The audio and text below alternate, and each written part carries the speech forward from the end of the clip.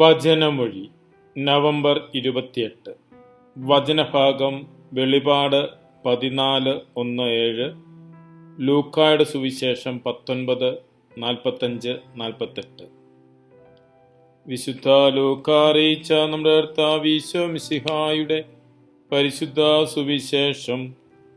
ഈശോ ദൈവാലയത്തിൽ പ്രവേശിച്ച് അവിടെ കച്ചവടം നടത്തിക്കൊണ്ടിരുന്നവരെ പുറത്താക്കാൻ തുടങ്ങി. അവൻ അവരോട് പറഞ്ഞു, എൻ്റെ ആലയം പ്രാർത്ഥനാലയമായിരിക്കും എന്ന് എഴുതപ്പെട്ടിരിക്കുന്നു. നിങ്ങൾ അത് കൊള്ളക്കാരുടെ ഗുഹയാക്കിയിരിക്കുന്നു. അവൻ ദിവസവും ദൈവാലയത്തിൽ പഠിപ്പിച്ചിരുന്നു.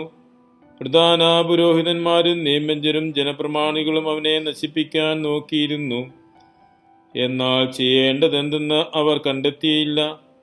എന്തെന്നാൽ ജനങ്ങളെല്ലാം അവനെ ശ്രവിച്ചുകൊണ്ട് അവനോട് ചേർന്ന് നിന്നു.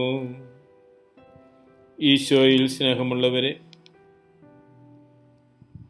ഈശോയുടെ പീഡാസഹന കുരിശിൻ ഉത്ഥാനത്തിലൂടെ അവിടുന്ന് സ്ഥാപിച്ച വിശുദ്ധ സഭയാണ് പുതിയ ദൈവാലയം.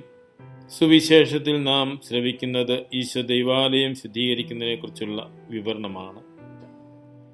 ഇന്ന് ഈ തിരുവചനം നാം വായിക്കുമ്പോൾ ഈശോ നമ്മോടും പറയുന്നത്, എൻ്റെ ഭവനം പ്രാർത്ഥനാലയം ആണ്, നിങ്ങളതിനെ കച്ചവട സ്ഥലമാക്കി മാറ്റരുത്.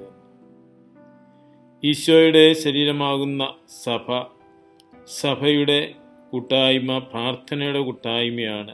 സഭയുടെ പ്രധാന ലക്ഷ്യം മനുഷ്യനെ ദൈവോന്മുഖരാക്കി മാറ്റുക, പ്രാർത്ഥനാലയമായി മാറുക, ദൈവത്തെ മനുഷ്യർക്ക് ദർശിക്കാനുള്ള, ദൈവത്തോട് മനുഷ്യർക്ക് സംവദിക്കാനുള്ള, ദൈവത്തോട് മനുഷ്യർക്ക് സംസാരിക്കാനുള്ള സ്ഥലമായി സഭ മാറണം, സഭയുടെ കൂട്ടായ്മകൾ മാറണം എന്നാണ് തിരുവചനം നമ്മെ ഓർമ്മപ്പെടുത്തുന്നത്. ആത്മീയതയെ ഭൗതിക സമ്പത്തുകൾ നേടുവാനുള്ള മാർഗമായി ഉപയോഗിക്കരുത്.